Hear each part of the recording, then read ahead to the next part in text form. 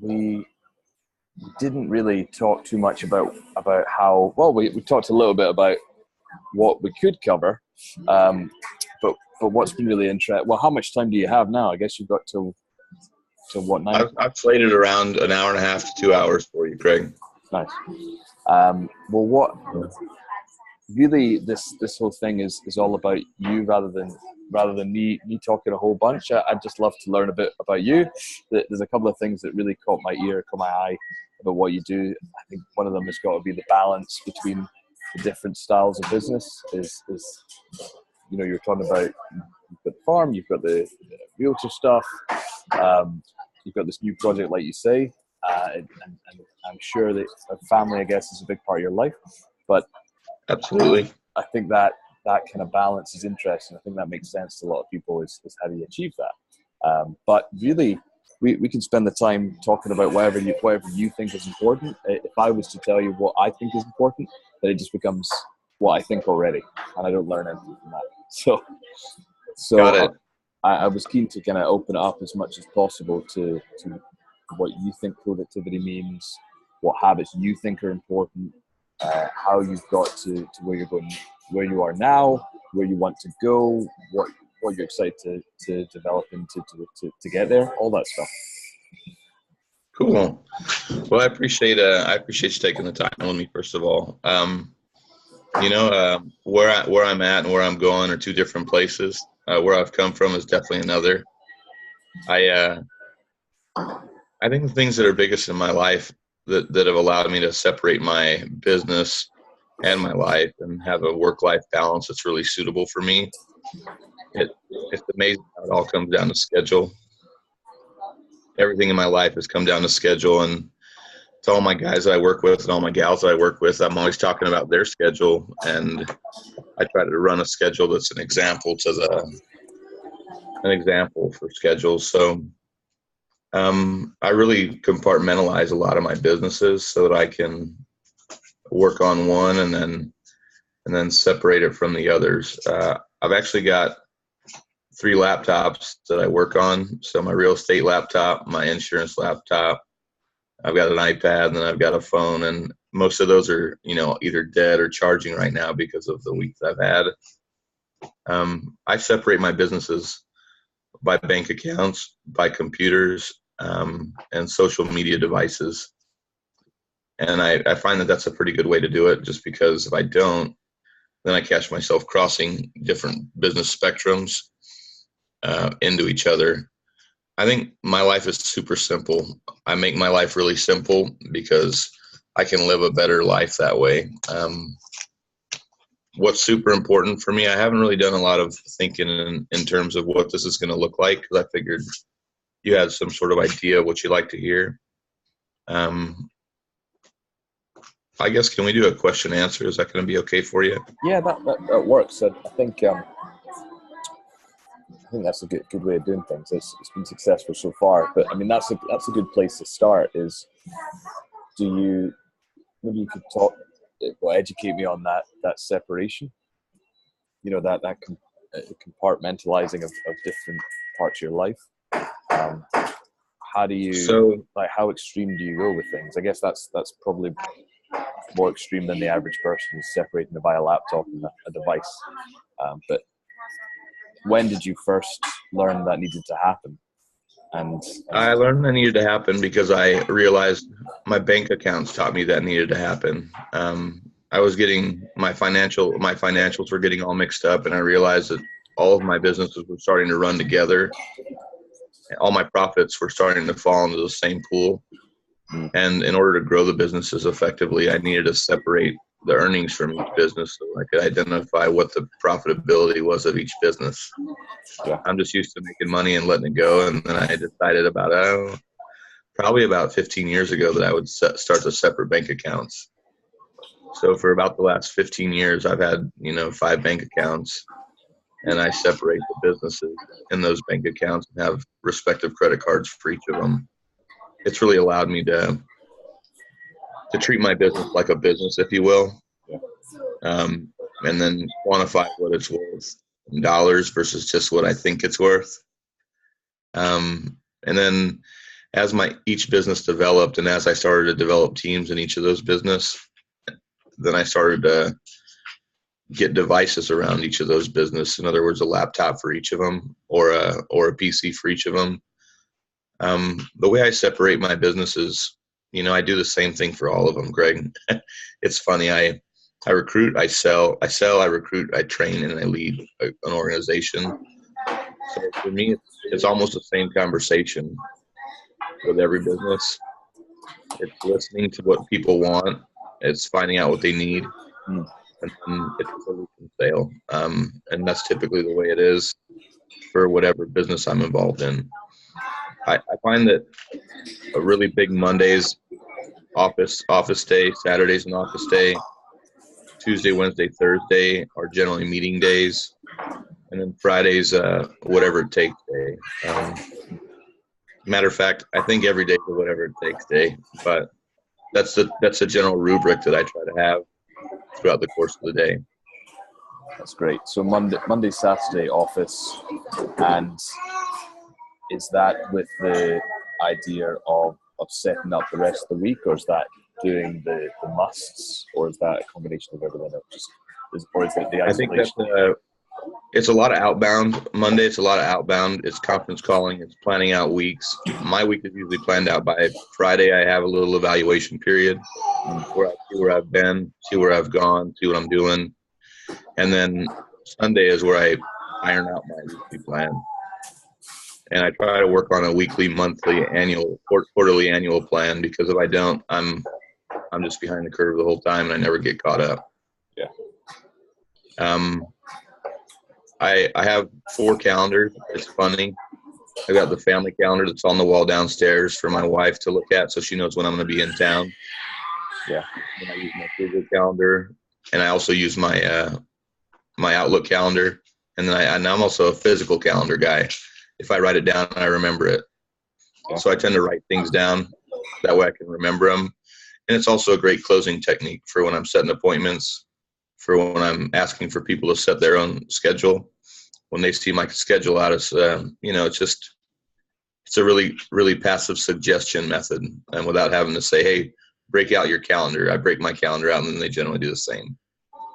Yeah. I like that. Monday's generally an office day for the reason that there's so many people to contact in every business, whether it be the people that I'm recruiting or leading or training, or the people that I'm selling to, or the people that I'm setting up meetings with. And it seems like most people do most of their office, Mondays and Tuesdays are really great office days. How do I separate them? Just by device. They're all the same business for me, although they're all separate businesses. I'm a service-minded person, so I'm trying to help everyone that I'm working with or that I'm selling to. I try to keep them at the center of what I'm doing.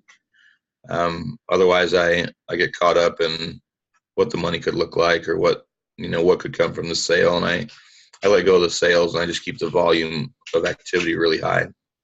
I try to have a 50 outbound model every day on Mondays, where I'm outbound touching 50 different people. On a nightly basis, I'm taking 20 to 30 calls from around 4 o'clock to midnight, and those are usually coaching calls. Real estate, that comes and goes. I work exclusively by referral, so it's going to be whenever somebody's calling me to ask me a question, and I just make that a priority. Yeah.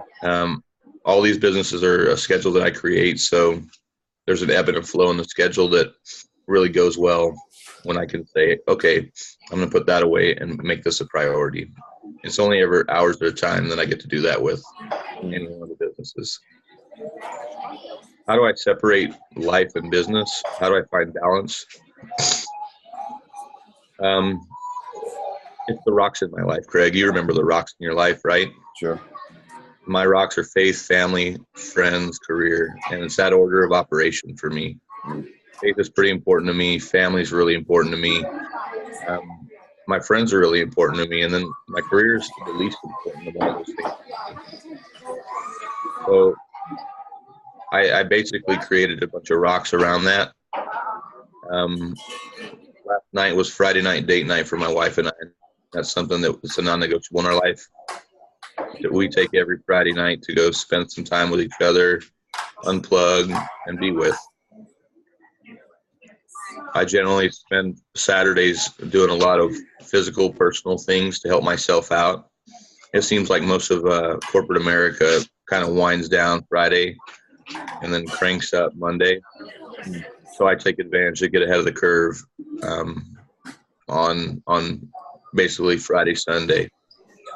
I don't ever stop working, but I love what I do. My job is basically kind of what we're doing now. If I wasn't talking to you, I'd be talking to someone I'm interviewing or someone that's out in the field right now working, or a couple real estate deals I'm working on. And I find that it's basically all the same thing. I'm basically talking to somebody about a product or a service. We're getting better at life somehow, whether it's their business or their schedule or their habits or their positive self-talk or attitudinal control elements. How do I separate it? I just came up with some really big parts of the schedule. That's a Monday. That's a Friday night date night. That's a Friday night planning session or Friday afternoon planning session. That's a Sunday night planning session. That's daily touches with all my people. I get to touch people every day in a conference call for about 10 or 15 minutes. And that's going to be training for insurance. And then I have a stat call with them every night, kind of like we did on the book field, where we get people calling us on the way home to see how their day went and be accountable. I found accountability is probably the biggest thing that young people need in their life. Highly disciplined people, not so much, but still it's good to have a pulse on those guys. Those rocks that I mentioned are Sunday's a church day for me as well. Sunday morning into the afternoon is going to be a family and a church day for me. And I generally do something fun and exciting for my wife and myself. I find that I catch myself traveling a lot as I'm a little bit spread thin these days with organizational members across the U.S. and throughout the state of Texas. That makes it pretty exciting. I get to travel a lot, maybe a little bit more than I'd like to. Has when you're talking about your rocks in your week, how much time versus how much, or I guess what percentage of your week is spent scheduling and controlling the week? Is it? So the schedule's been in place for a while, and I'm on autopilot as far as my schedule goes. So I really just come in and I spend probably an hour to 2 hours a week on scheduling, and that's going to be every week. The first of that hour is going to be an evaluation period where I actually take a look at my businesses to see what's going right and what's not going right, where I'm at according to my plans. And then the back half of that is going to be spent on looking at the next week. But I've got a general plan for every week. And then the only time that breaks is when I'm traveling. Then that kind of switches up a little bit while I'm out of town. Yeah. And so just a couple hours.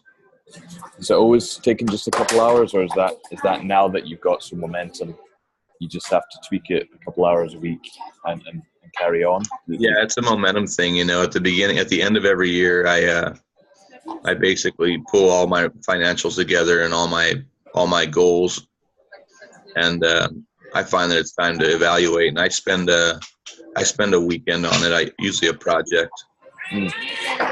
I do silly things like this. You'll appreciate this. I'm gonna slide this over. And I would say I'm sorry for my desk, but I'm not sorry for my desk. Can you see that over there? Yeah. You recognize those quotes? Yeah, I haven't seen it in a long time. But yeah. Oh man, I don't remember that one. Let me see. Philosophy of Who Believe. Yeah. What's the black one on the right? Oh, that's a real estate formula right there. Okay. And then look at this guy. That's right on my right side every day, and that's a dream board slash vision board. I quit calling them dream boards because they're vision boards. Yeah. I evaluate that daily, and then I get to, that's on my right side of my office.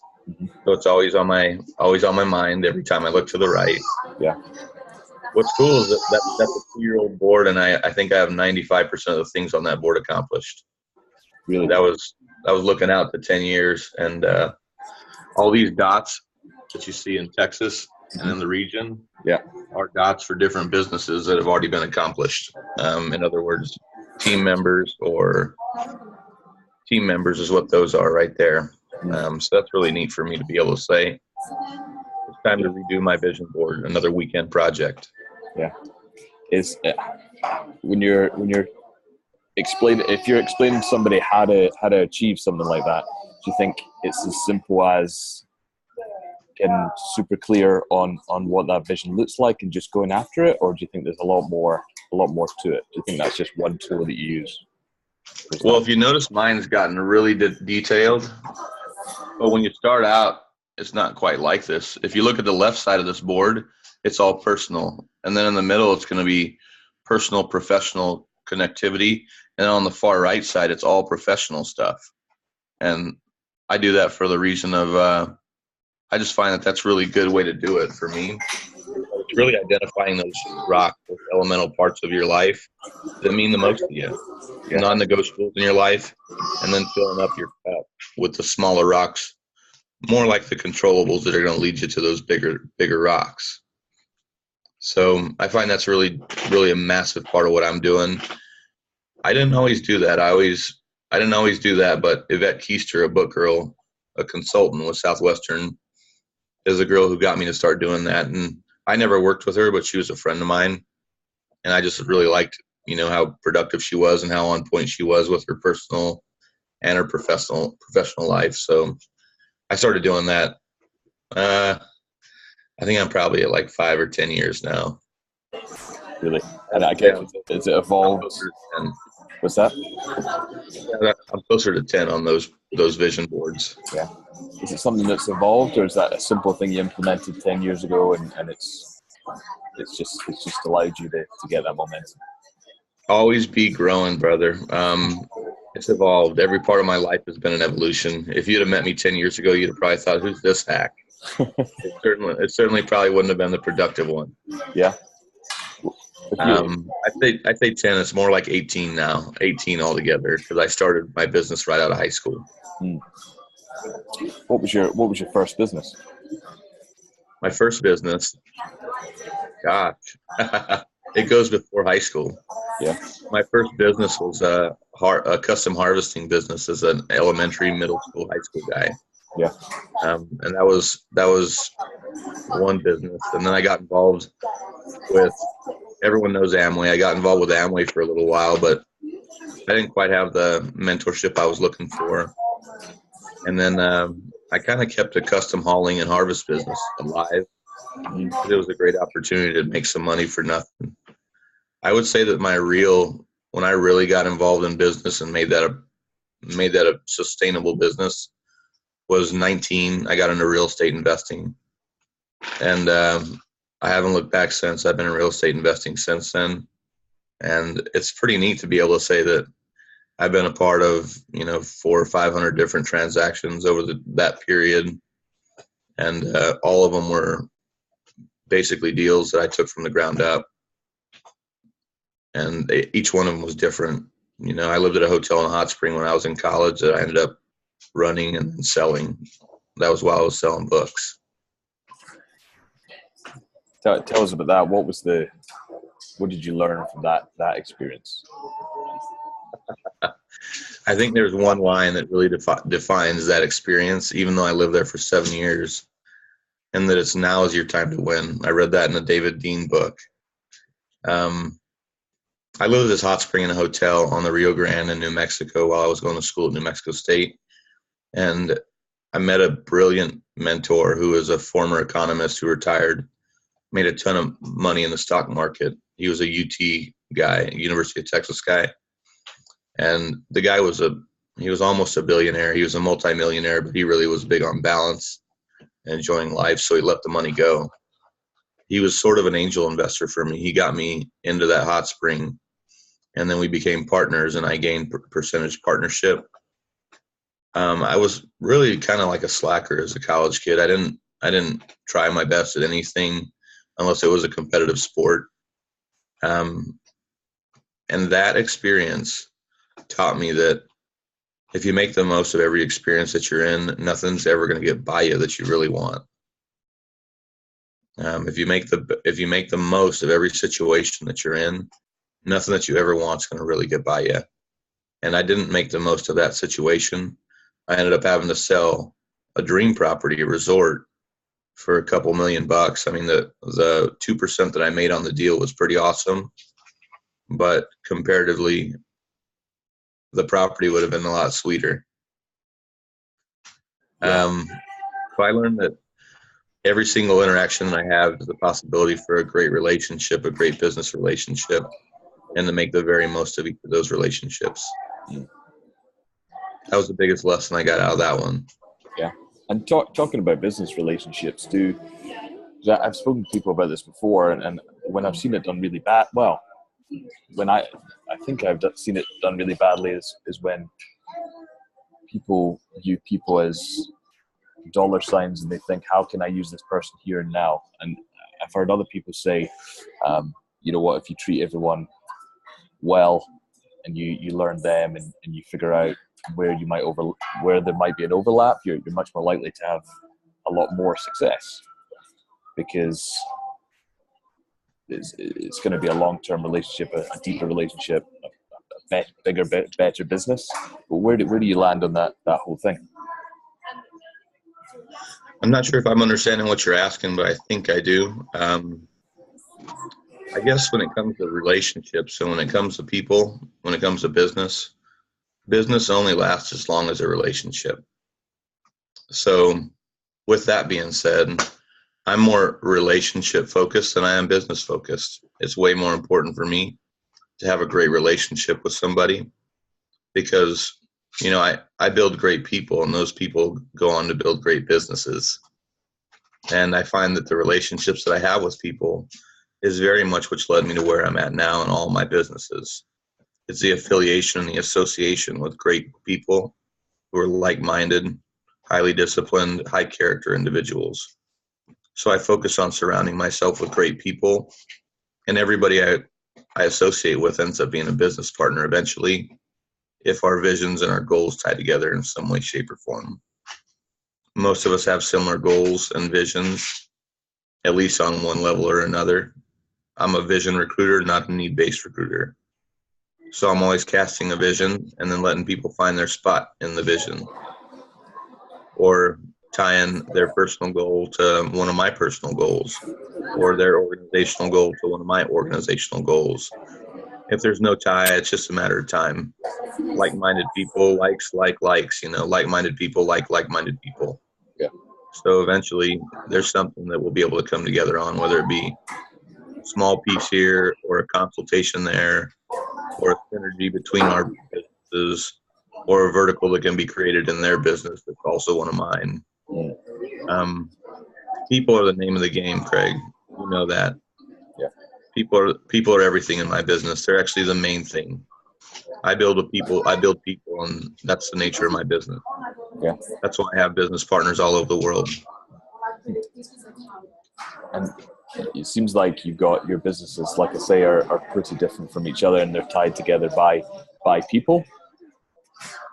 What's the motivation for having different types of business? Is it just you have different interests at different times and develop a business? I'm ADD. Have you ever heard of that? Yeah.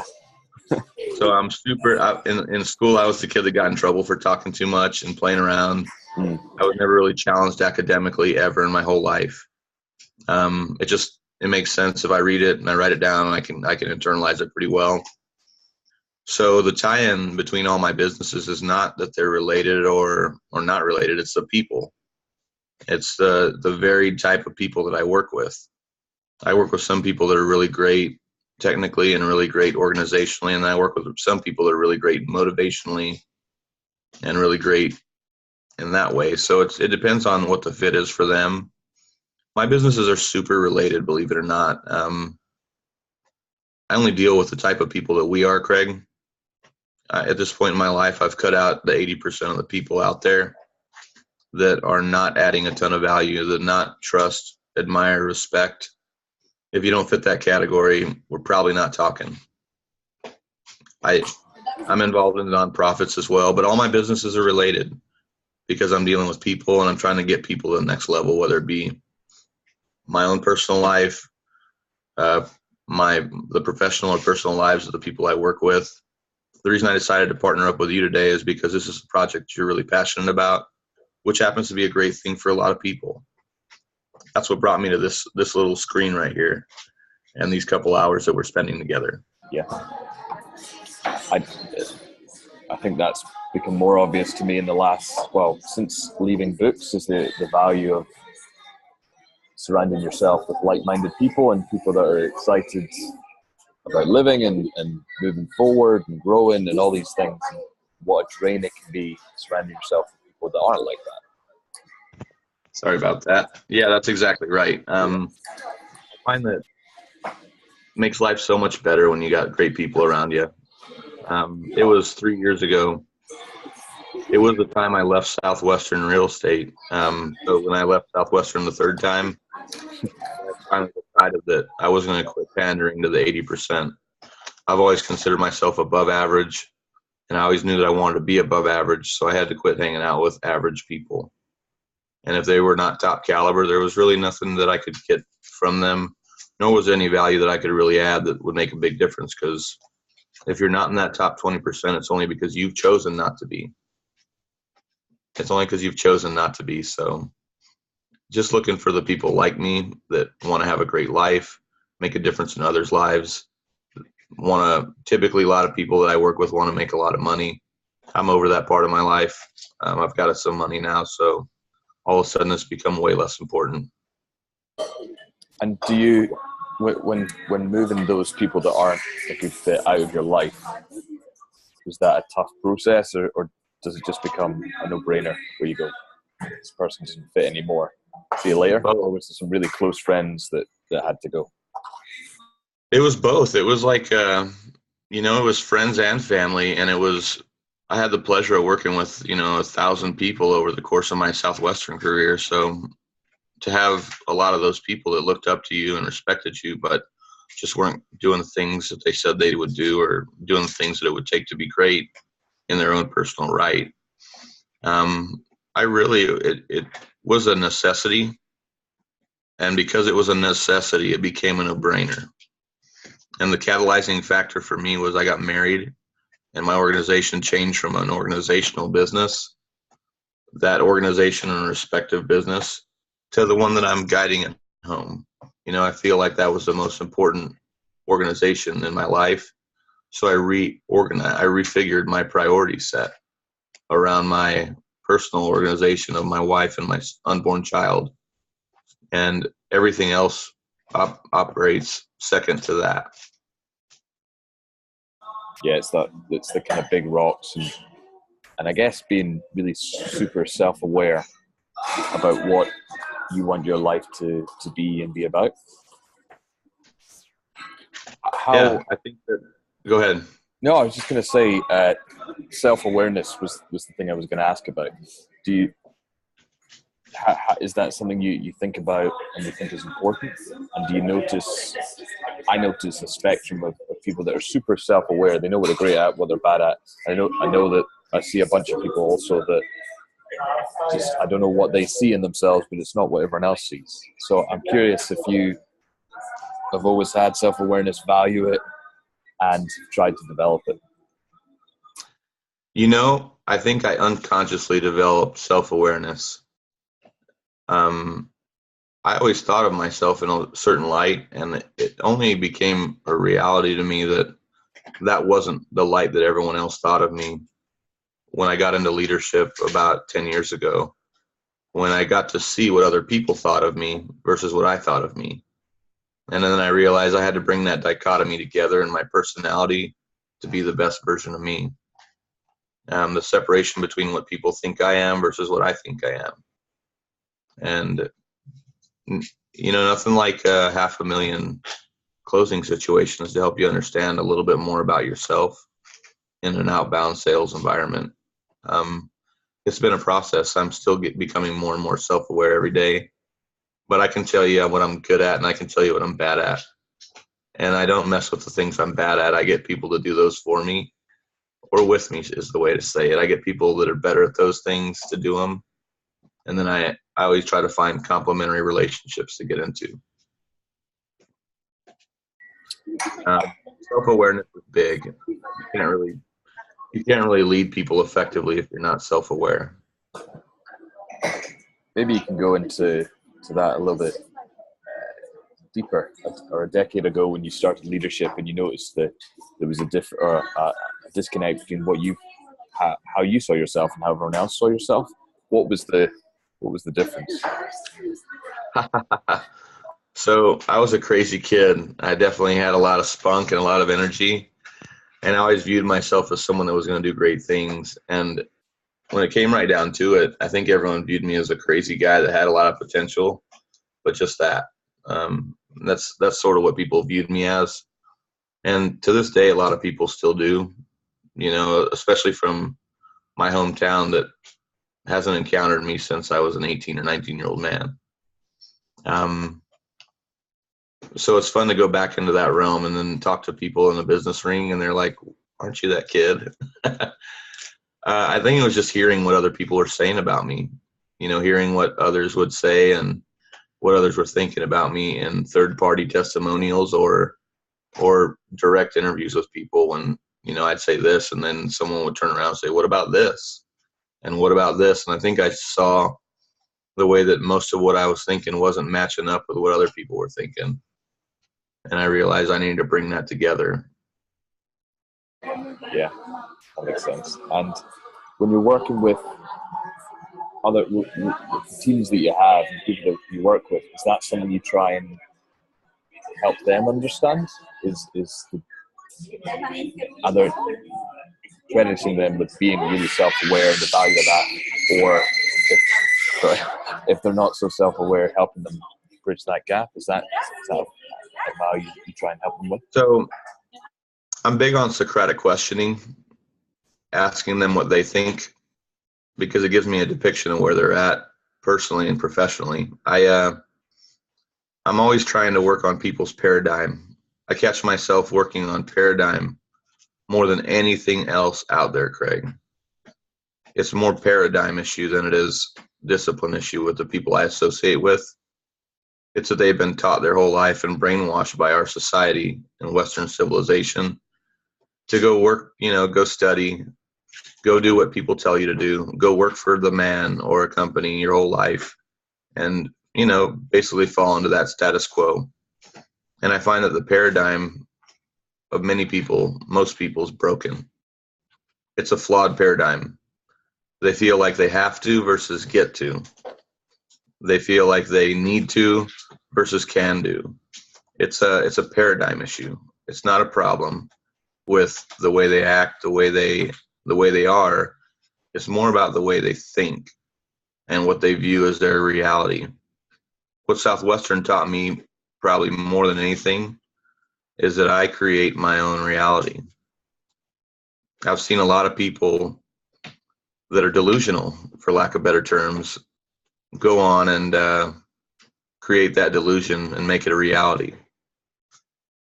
And seeing that happen over the course of the last 15 years or so has really enabled me to understand that, wait a minute, whatever's real to you is actually only real to you until you get a group of people to believe that with you. Have you found that, I guess, your paradigm has shifted over the last, well, like you say, since probably starting your first business, your own paradigm forever changes? Are there some big realizations that you've had in the last couple of years that, oh no, wait, things aren't like this, they're really like this? It seems like every period in my life I've had different paradigm evolution. It's sort of been an evolution of my paradigm. And it seems like, when it gets really tough and you start to feel the burn a little bit and you start to hit your new walls, I love I love hitting a different wall as often as possible. My life is more about searching for the next wall right now, Craig, because when I find that next wall, I reveal to myself what I don't know. Yeah. More than what I know. So I'm always trying to find a new way to grow and a new way to burn so that I could help others do the same. Life's about growing and getting better. Yeah, I think I definitely noticed that in myself, and probably the last decade especially, is there's been moments where I've had the life I've jumped into, or the level of life I've gone, how am I going to manage all this? How am I going to figure this out?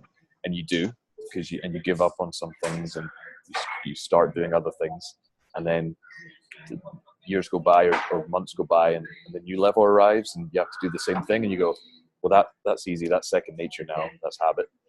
And now I need to figure out this. How am I going to do this? And then maybe friends fall away, and something else falls away, and something else has to arrive. But those are the moments when I find myself growing the most. When you're up against it, and you go, what needs to change? What no longer fits. I like the way that you put that. I find that creating a new me is, I've gotten uncomfortable. I've gotten comfortable being uncomfortable. I actually am, if I'm comfortable is when I know something needs to change. And maybe I'm a growth junkie now. Maybe I just know that the best part of my life is the way that I'm going to be able to help others. And I've focused on being uncomfortable because my comfort matters not to their growth. And it doesn't matter to my growth either. When it comes right down to it, if I'm comfortable, I'm probably not growing. And if I'm not learning a new way to help somebody, then it gets a little bit cumbersome. And that's when a lot of the bad things in my life start to happen that pull me away from who I really am. So I try to keep growing. Yeah, I think I find that as well whenever those two metrics are ones I look out for. So if I'm feeling comfortable, that's makes me a little nervous, or it makes me uncomfortable, ironically, because I know I'm probably shrinking. I'm definitely not growing.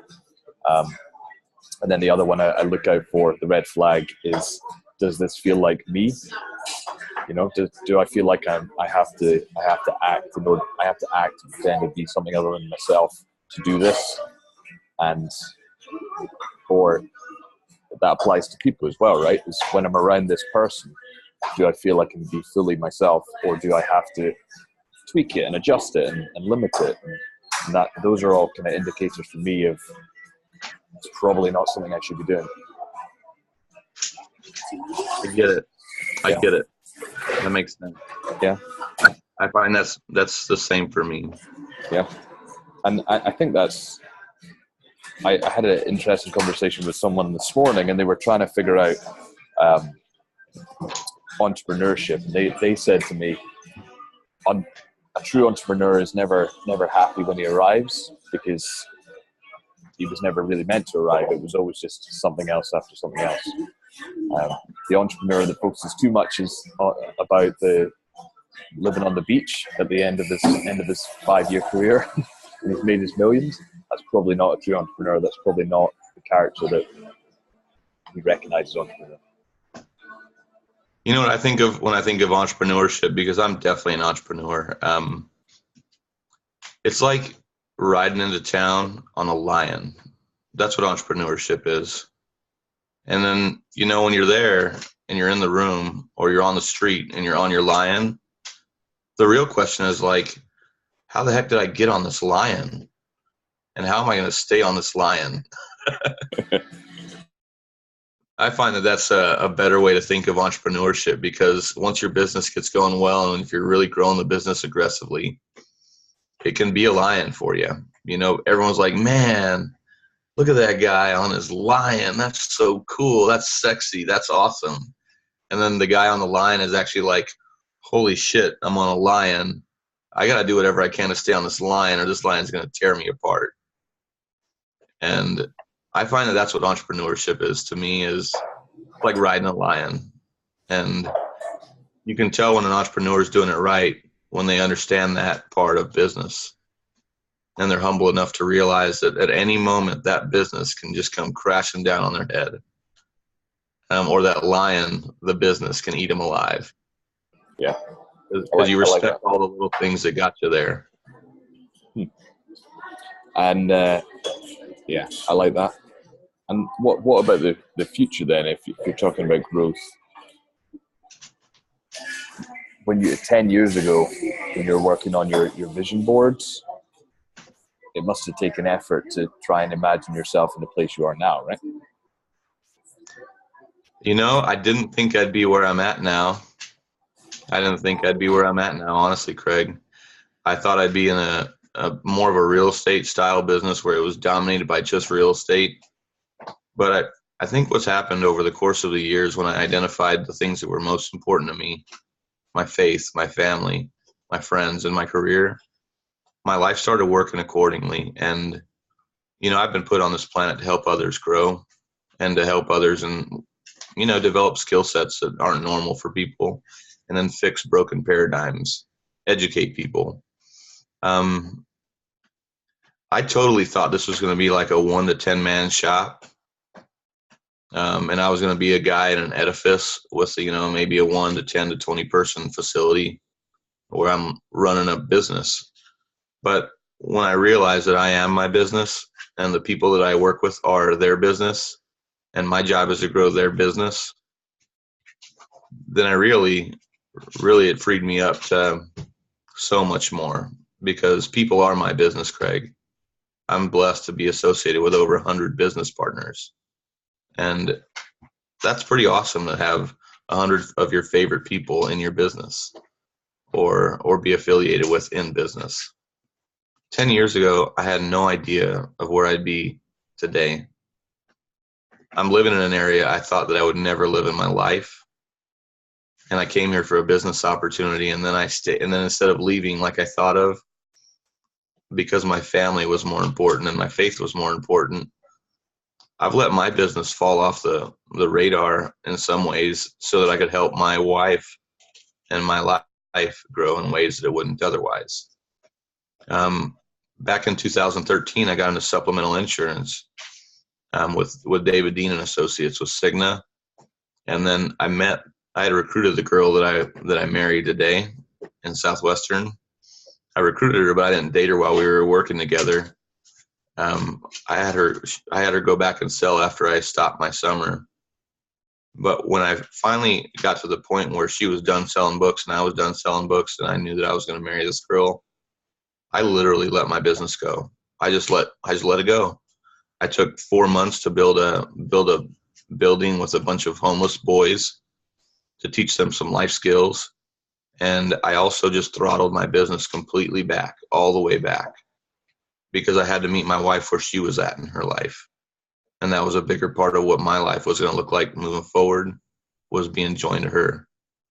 So I took that 4 months to build a 35 by 70 facility with a bunch of little boys, like 2 years old to 14 years old. And I took a 4-month vacation on top of that, where I drove to Alaska and back. So basically Mexico to Alaska and then back down. And I realized it doesn't matter about the business. I am my business. I've got this great affiliation of people that I love and trust and know, and they feel the same way about me. So now my business is growing up around me, and I don't even have to grow it really, because the people who have done the work. And it's the affiliation with the people that are brilliant that's afforded me those opportunities. So I stopped the business in 2014, and then since then there's been 5 different businesses. I always forget the guys that I consult and start and get rolling.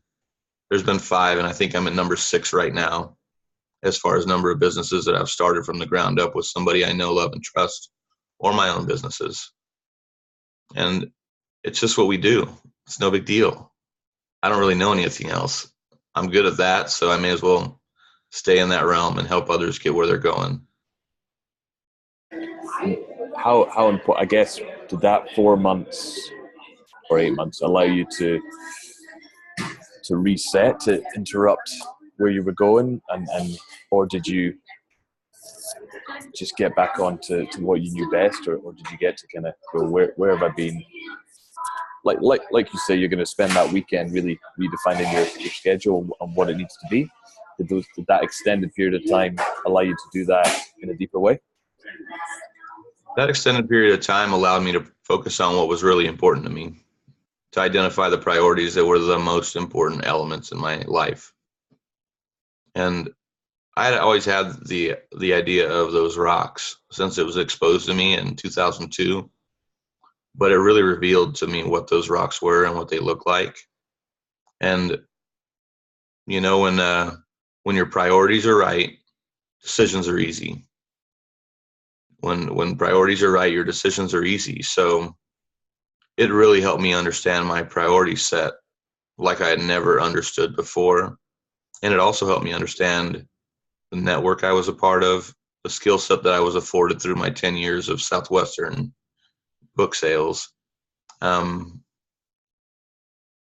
that experience catalyzed my entire life to this point. And it's awesome because I can think of some cruxes or fulcrums in my life since then where it's been the same 3 or 4 times over. And I'm excited because the next growth phase for me is going to be a little bit more of the same. It's like I'm just coming to these fulcrums and cruxes in my business or my life where it's happening a lot more rapidly. And it's like every day, every week, every month, I'm finding game-changing situations because of the people that I'm with and that I'm associating with and the things that I'm doing. Staying productive, taking time out of my life to get with a guy in Scotland or Thailand or China or Germany or England or London or wherever the people are in the US or the world. It's more of a assimilation into the flock of the people that we are. Like that.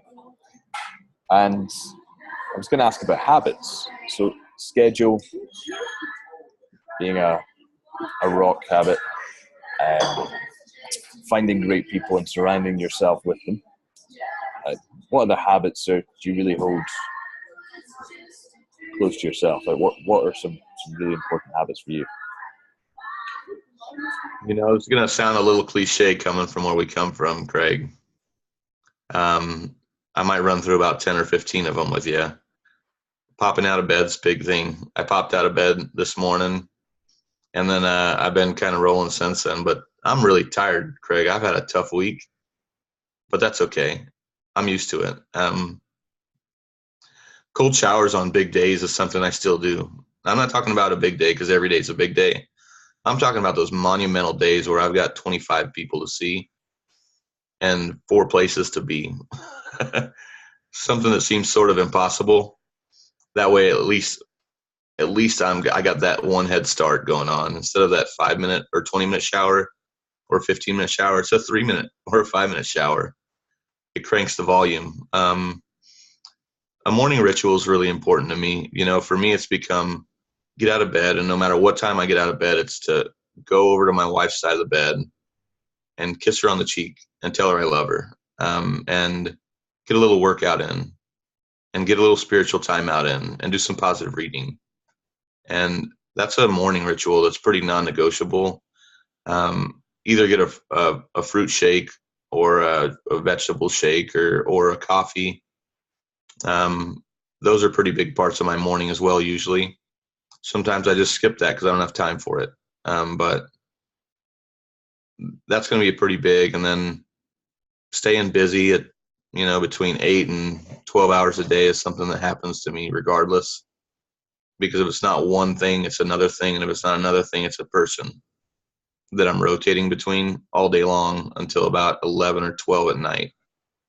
And then that's sort of the day for me. Every night before I go to bed, making the decision to have a great day the next day and to be thankful for the day that I just had. I always pray at every meal, and I pray in the morning. And I do that more of a verbalization than anything because it helps me verbalize what I'm looking for in my life and what I'm thankful for in my life. So I'm always thanking my creator for the things that he's afforded me in my life. You know, thanks for my life. Thanks for my health. Thanks for my jobs. Thanks for the people I work with. And these are things that I utter to myself and my friends and my family daily. Being thankful, being grateful for what I have. I almost died when I was a first grader, and that was my first wake up call to life. When I realized that as a 6-year-old, I might not ever have another day. And then there's been a couple other points in my life where I've seen that play out in others' lives. I was talking to one of my guys yesterday whose cousin passed away, and he was a little bit down in the dumps. And I couldn't help but to think of 3 weeks ago when I had 3 people that I know and love, relatives and students, passed away in the same week. And it just helped me bring home that, look, man, we've got today. You had today, right? And you got tomorrow, hopefully. I think being thankful is a big thing, being grateful for the people I'm associated with, understanding that life could be done now or tomorrow. And I don't really have a lot of control over that as much as I'd like to think I do. My habit set is usually inspirational reading in the morning, technical reading at night. I always fall asleep with something either on my bedstand or in my hand. And I'm always trying to do a little bit of technical reading at night, a little bit of educating myself, whether it be a sales talk, whether it be a recruiting talk, whether it be a phone script, whether it be technical industry information. I'm always recruiting, and I'm always selling, Craig. I don't ever do anything but those things anymore. Yeah. I'm always recruiting and I'm always selling. It's funny. It's like, oh, what do you know? We got some similarities. This might fit with you. Keeping service at the front of everything that I'm doing is a massive part of my day. I tell myself in my prayers, I pray and I ask myself to be service minded, to be a light when I go out in the day, not darkness, to help others do better in their life, to help move them forward, to be a good Christian, a good father, a good man, a good brother. I ask for that guidance every day, and I work toward that. Those are all things that I really, really focus in on a daily basis. I like to have outbound calling in there as well, whether it be from a recruiting aspect. I like to have a certain number of interviews in there every day. And I like to have a certain number of sales calls in there every day. And I also like to have meetings every day. You know, if I'm having sit down meetings where we're talking about a business, one or the other, things are going the way they should. I'm always hunting for real estate. It's second nature for me now, just like I am for people. When I find a good person, it's like, hey, you look like an awesome human. And then I talk to them about what I think, what I basically find out about them, really. It doesn't matter what I think. I found that out over the years too. It doesn't matter what I think. I try to listen to people. I try to listen to people and help people. If you listen to them, they'll tell you what you want, and they'll tell you what they want. If you just listen to people. Yeah, that's probably a daily schedule for me. My Mondays and Tuesdays are always way bigger than my Thursdays and Fridays. They're always way bigger on effort, on outbound controllables.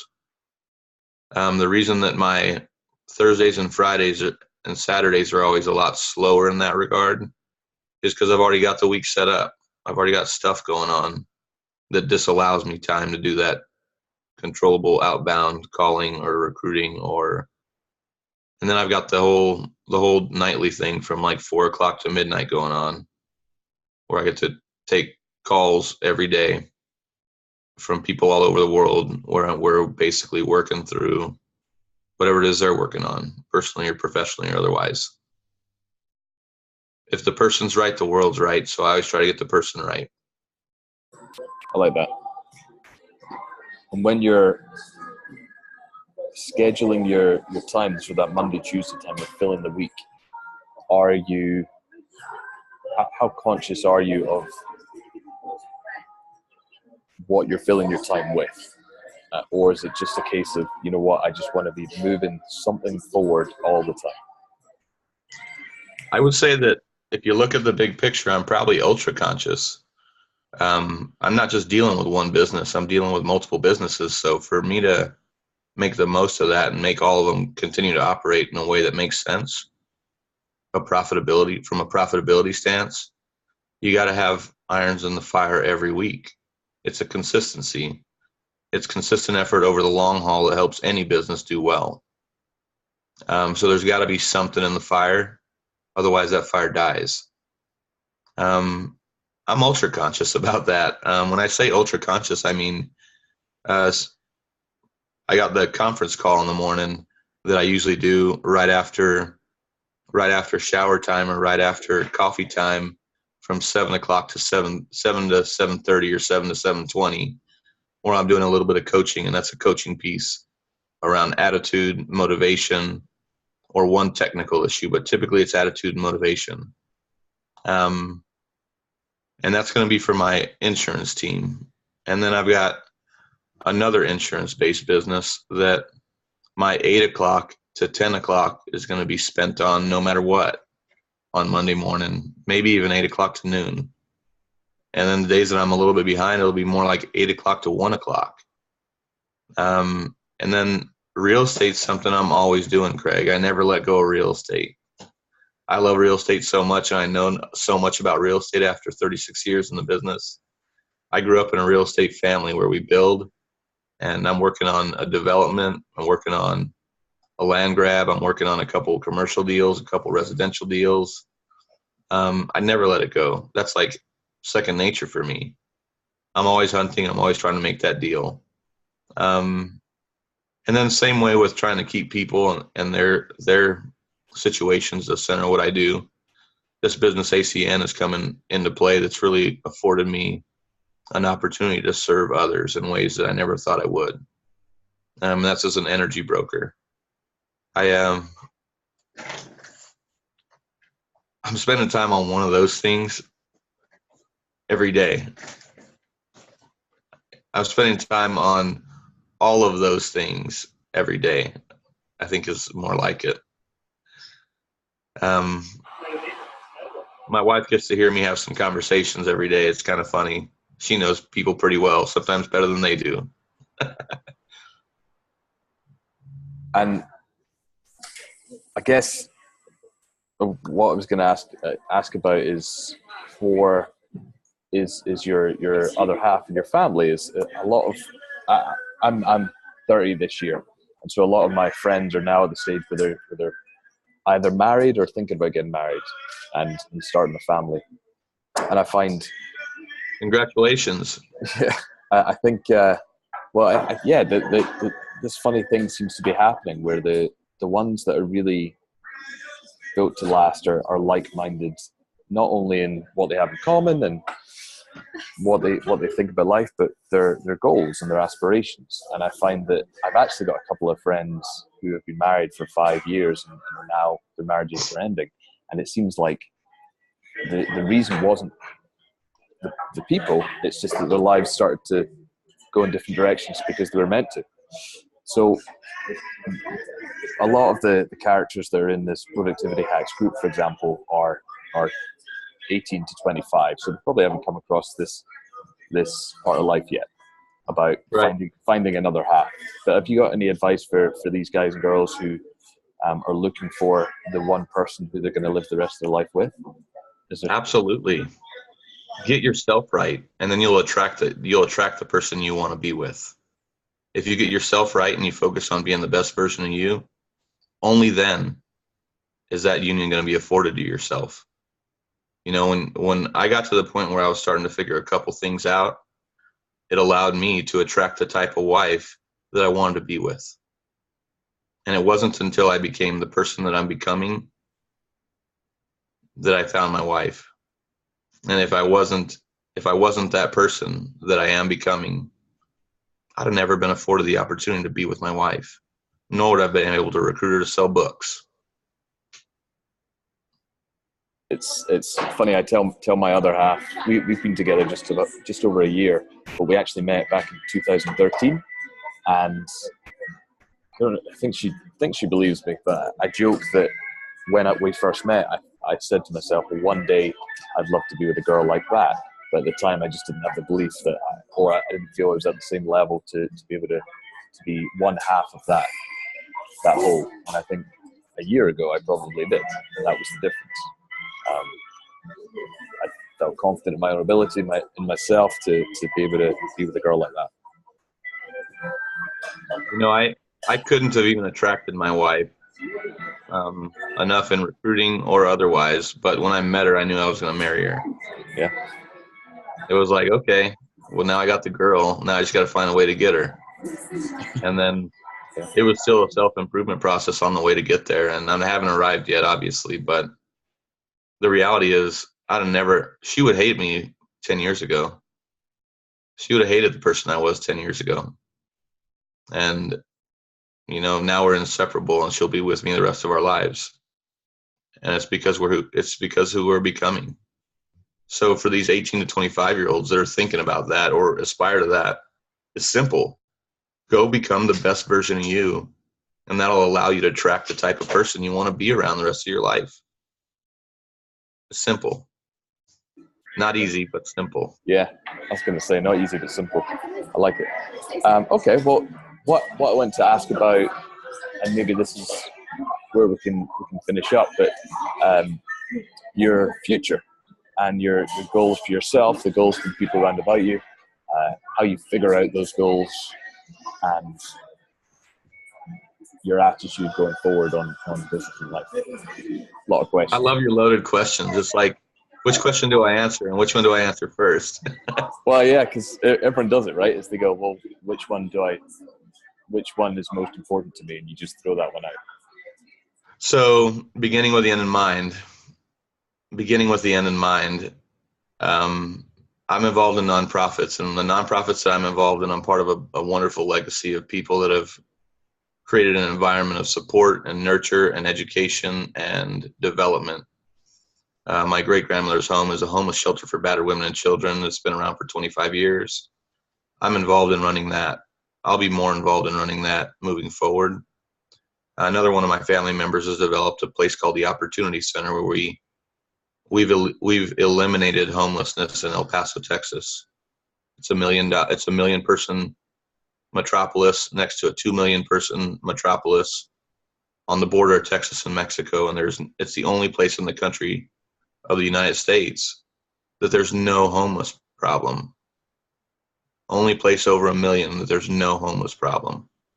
And I'm blessed to have those mentors and those leaders that I've had my whole life. So being skilled in what we're skilled in, and having developed a skill set, equipped with a heart and a skill set, that's where I'm headed. I'm going to develop an educational system for those people that are coming out of these impoverished parts of life, you know, abuse system cycles, whether it be physical, mental, emotional, or substance abuse. I'm really passionate about helping others, and the way that I'll be able to help the most people is through a lot of ways, but that's going to be the way that I end up doing it mostly toward the end of my life, because it's more geographically centrally located.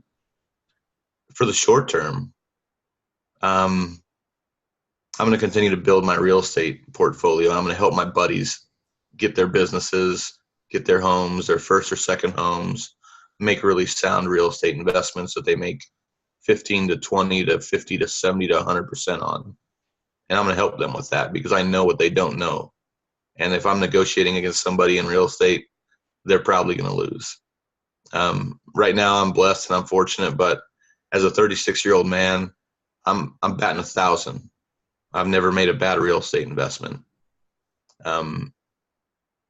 So any friend or family that wants to work with me in real estate, I'll go get it for them.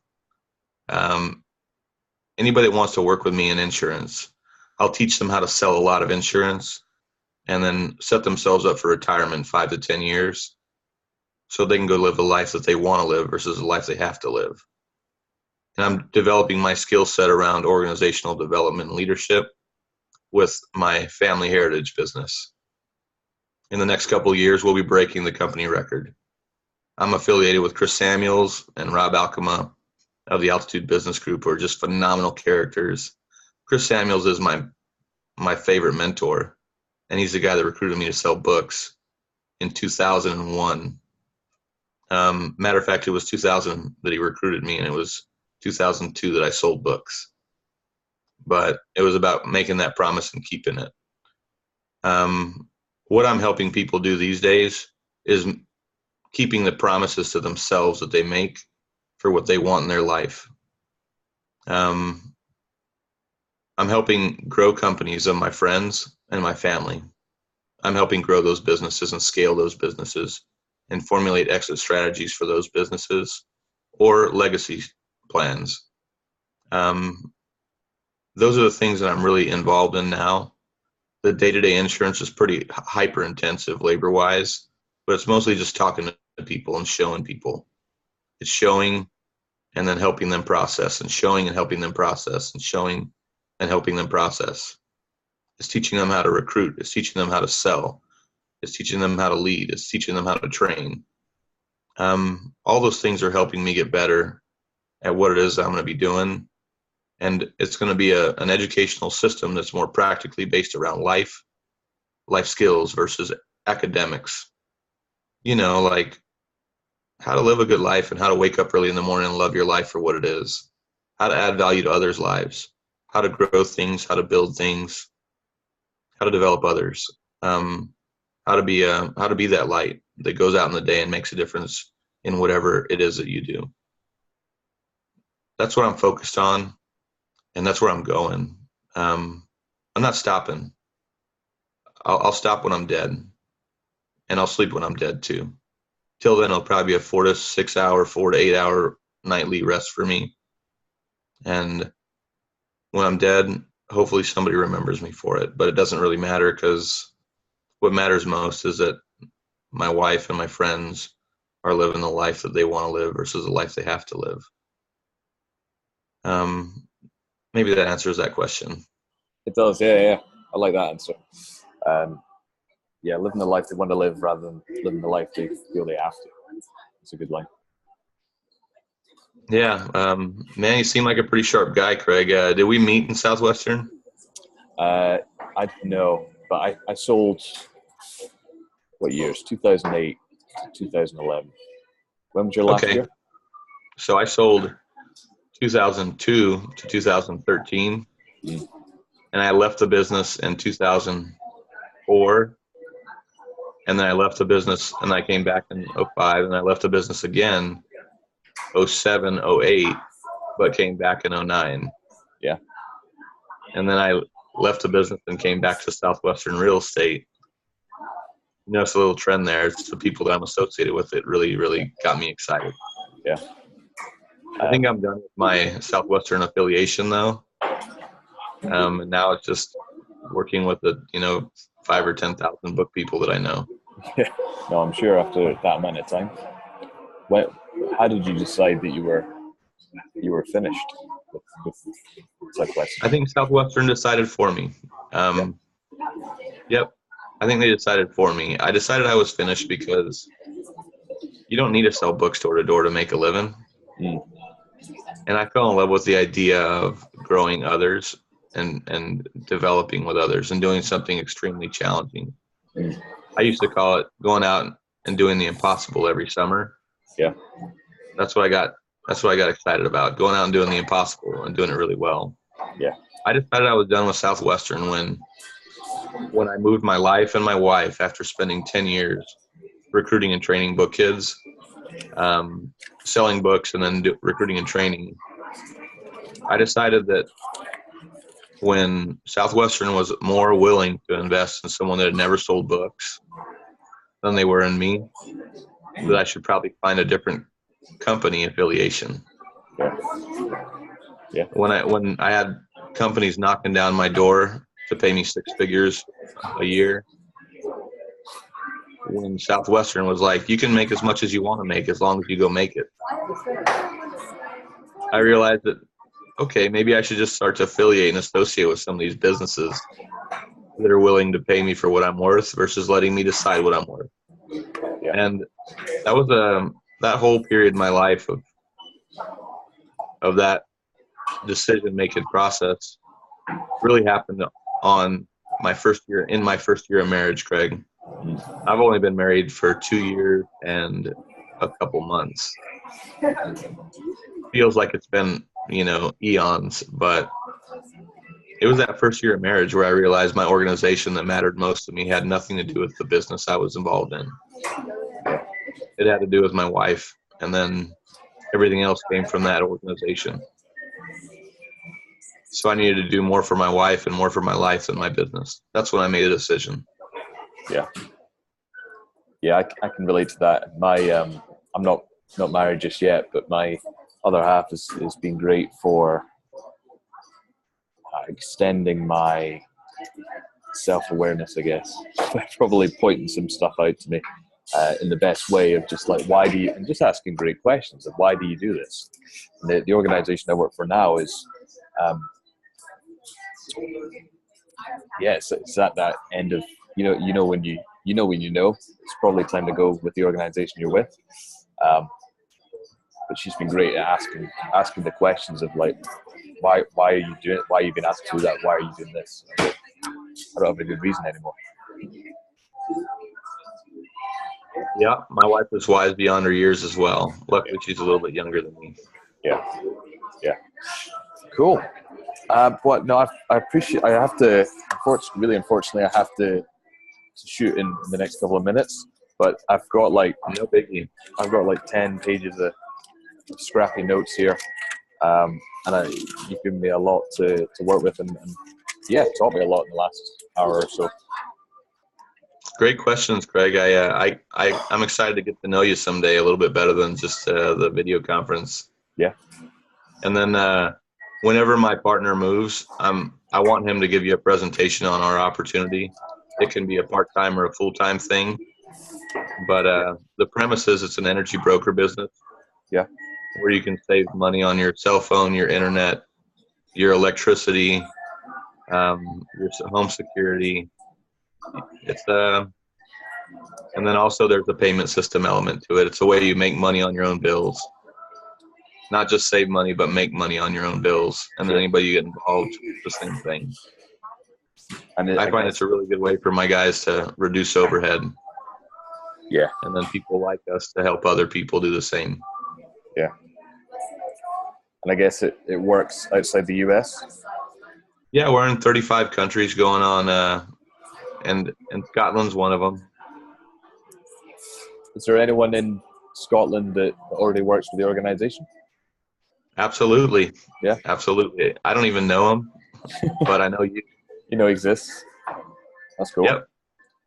When's the time? Would you know a time that I should speak with the business partner, or is it? I don't, because he's literally moving his house this weekend, and that's why we couldn't coordinate, because he just moved his whole house in his life. Yeah.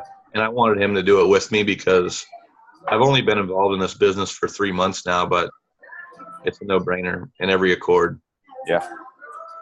What attracted yourself to the business? What was the same thing that attracts me to all my businesses, the people that I get to affiliate with, some of the best in the world. Yeah. Brilliant people, like-minded people, motivational, inspired, positive, people that are service-minded. Yeah. And then you can also make some money at it. Yeah, that's good. Perfect. Great. Well, I look forward to hearing about how that works, and it'd be good to connect as often as we can over whatever we can.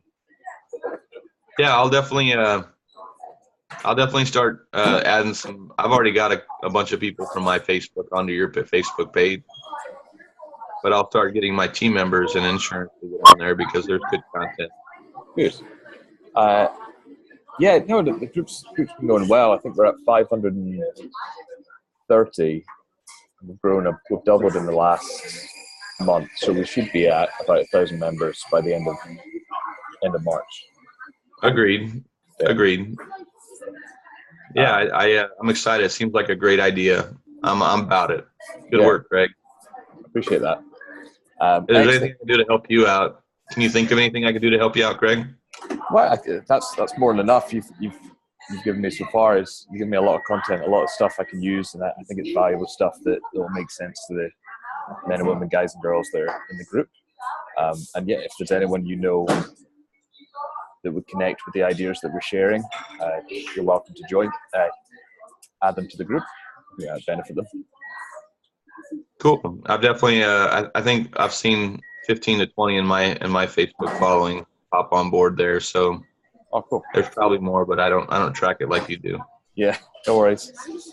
Well, apologies, I have to shoot now. But again, thank you so much for your time. I appreciate it. Yeah. Have a great Saturday, brother. Yeah, you too. Later on. See you later.